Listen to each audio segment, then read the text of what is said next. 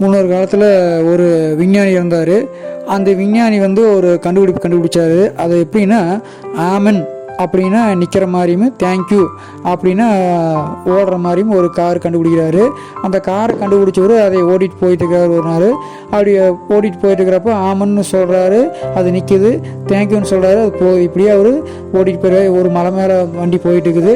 அப்படி போயிட்டு இருக்கிறப்ப என்னாதுன்னா, அது திடீர்னு கொஞ்சம் தடுமாறி மலை உச்சியிலேருந்து அப்படியே கீழே அதாவது கீழே மாதிரி போயிட்டு இருக்குது. அப்போது நேராக டீலாவை நோக்கி போயிட்டு இருக்குது. அப்போ இவர் என்ன பண்ணுறாரு, ஆமன் ஆமன் அப்படின்னு இப்போ ரொம்ப சத்தம் போடுறாரு. அப்புறம் கடைசியாக அதுக்கு விழ வேண்டிய சூழ்நிலையில் டக்குன்னு வந்து நின்றுச்சு. இப்போ ரொம்ப மிகப்பெரிய மலை உச்சியில் அது அப்படியே உன்னிய ஒரே இதுதான், அது விலகிற கண்டிஷன் இருக்குது.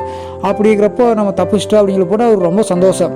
இனி நமக்கு பிரச்சனை இல்லை கடவுளே அப்படின்னு நினச்சவர், கடவுளே தேங்க்யூ அப்படின்னு சொல்லி போட்டு சொல்கிறாரு. உடனே என்ன ஆகுது, அவ்வளோதான், அந்த கார் அங்கேருந்து திப்புன்னு மலையிலேருந்து கீழே விழுந்துருச்சான். இந்த கதை மூலிமா நம்ம தெரிஞ்சுக்க வேண்டிய விஷயம் என்னென்னா, எந்த ஒரு சூழ்நிலையுமே சூழ்நிலையால் பதட்டப்பட்டு தவறான முடிவுகள் எடுத்துடக்கூடாது அப்படிங்கிறத நம்ம நல்லா தெரிஞ்சுக்கணும். கதையாட்ட உள்ளவங்களுக்கு நன்றி.